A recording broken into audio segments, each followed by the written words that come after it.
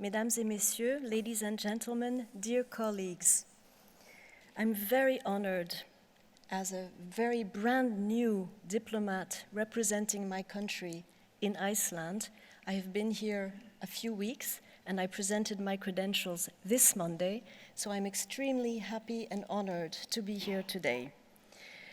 I'm speaking today in the name of Frédérique Vidal, the French Minister of Higher Education, Research and Innovation, who is unable to join us today. We are very grateful to Japan and Iceland for organizing the third Arctic Science Ministerial earlier this year, in spite of an extremely difficult context. And I'm happy to confirm that France has agreed to co-organize the fifth Arctic Science Ministerial together with Russia. We are looking forward to welcome many of you to France for this meeting, which will be in early 2023.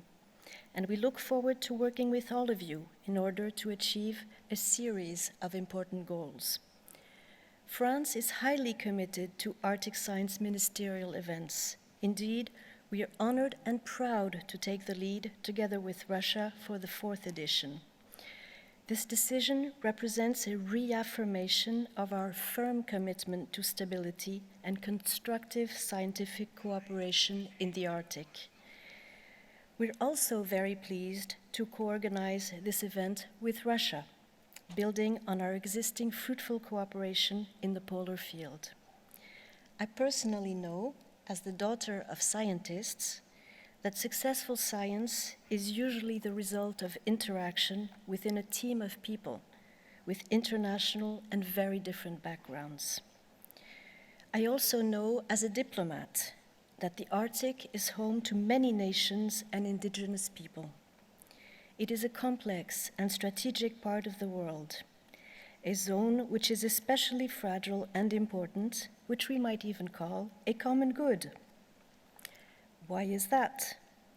Because if the Arctic falls victim to global warming or massive pollution, we will all fall.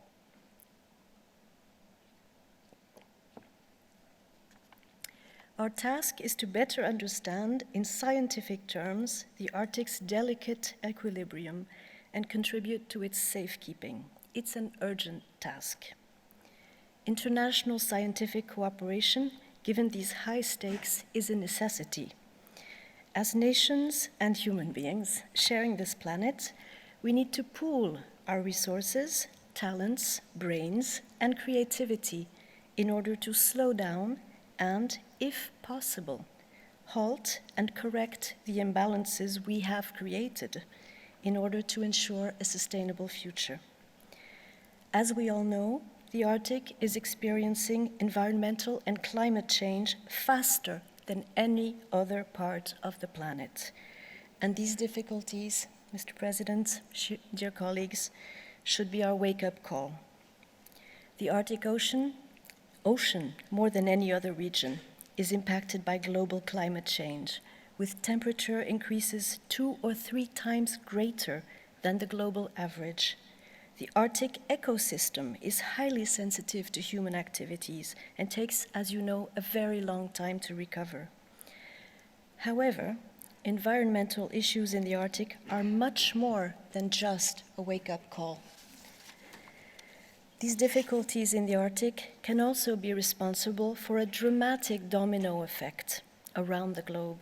Decreased sea ice and land snow cover are affecting both regionally and globally weather and climate patterns, sea levels and ecosystems, particularly across the Northern Hemisphere. Any further thawing of perennial frozen ground will also lead to increased greenhouse gas emissions. Today, many Arctic communities are faced with significant challenges in providing education, healthcare, energy, communications, and transportation networks. They must also find ways to deal with an accelerating speed of change, environmental, climate, and socio-economic change. Research and progress in these areas will be crucial to the region's sustainable development. France is, as you know, a permanent observer member state in the Arctic Council. We are highly committed to both Antarctic and Arctic research, and scientific research is actually the core of our presence and activities in the Arctic. Our scientists' issues covers a wide range of issues. We started with boring into the ice very deeply a long time ago. This was our specialty. In fact, it was French scientists who first were able to show through boring through ice that there was indeed a long history of evolution of global warming. But I'm saying this very badly because I can't find the word in English. I do apologize. So our scientists' interests cover a wide range of issues, including research programs and exchanges with just about every Arctic country, as well as many other observer countries. We believe that international scientific cooperation is a necessity in order to share and improve knowledge, mitigate environmental threats, and ensure sustainable development in and around the Arctic. Our aim is to continue and improve cooperative scientific efforts in the Arctic. We will be, after listening to these 3 days of conferences, very sensitive to the inclusion of stakeholders. We will try never to forget that the quality of life and well-being of the people of the North is one of topmost priorities for our work. We aim both to develop a better understanding of our planet's global system and of its dynamics.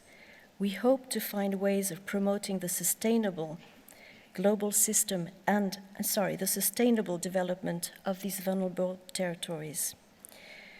We do realize that durable, consensual solutions will be found only if all stakeholders are taken into account.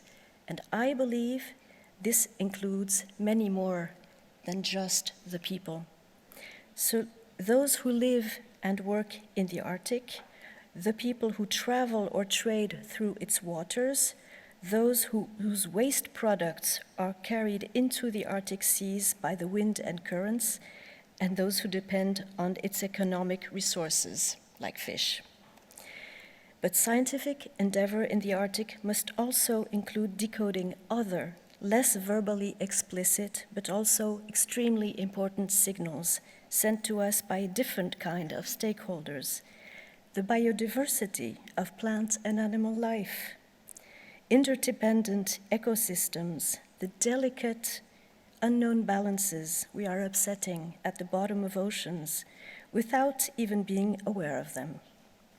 Let's hope we can together achieve a better understanding of how the Arctic works in order to save it and ourselves. I would like to add that the Arctic Circle, which is concluding its session later today, is a magnificent venue for dialogue and exchange, for debate among nations and individuals, something like a giant brainstorming session, a safe space in which to dialogue, share ideas, and search for solutions. Thank you for providing this forum, President Grímsson, and thanks to your magnificent team. Thank you very much, Ambassador. And if I can invite you to take a seat here and invite the Russian ambassador on the stage, please.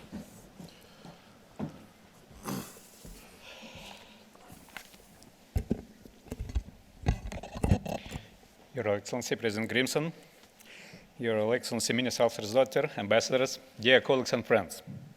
As it was mentioned in the address by Minister of Science and Higher Education, Valery Falkov, I was honored to deliver before the audience the day before yesterday during the opening session. Russia, as a chair of the Arctic Council in 2021-2023, will be pleased to sustain the tradition born here at the Arctic Circle and lead in preparation of the 4th Arctic Science Ministerial meeting.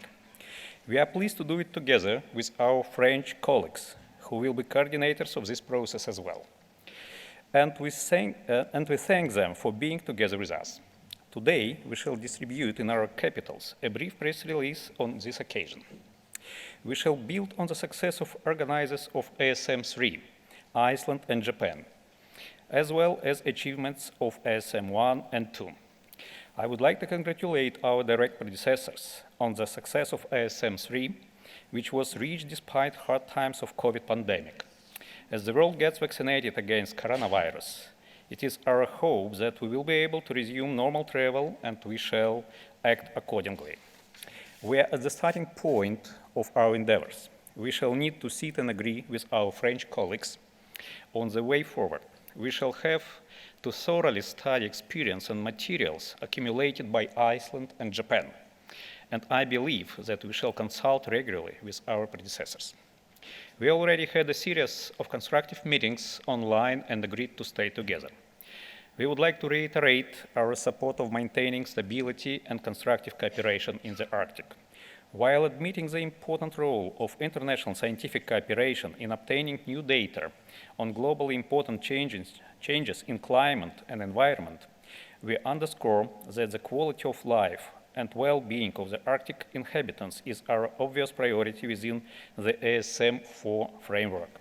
We intend to concentrate on 6 subject matters. First, development of scientific cooperation in the Arctic. Second, Arctic seas. Third, sustaining the biodiversity. Fourth, indigenous peoples and their traditional environment. Fifth, education. And the last but not the least, climate change as a factor that has impact on all the above-mentioned points. From the Russian side, the coordinating body in ASM4 preparations activities shall be the Russian State Hydrometeorological University. It has already prepared a list of specific topics for our common undertakings. We are open to cooperate with the leading associations of the Arctic scientists, such as International Arctic Science Committee and the University of the Arctic, UArctic.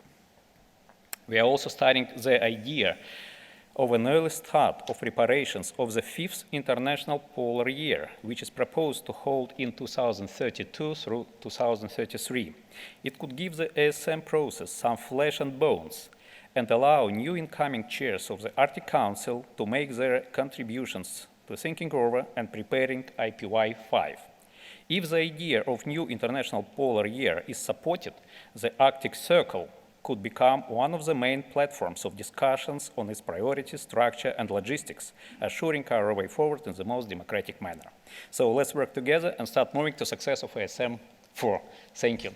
And President Grímsson, if you don't mind, actually, I would like to give the floor to my predecessor, my colleague from former Russian ambassador to Iceland, Mr. Anton Vasilyev, who now is Deputy Director of the above-mentioned Russian State Hydrometeorological University, which will be involved in the process of preparing ASM4. Well, thank you very much for your statement, and we always welcome Anton Vasilyev on the stage.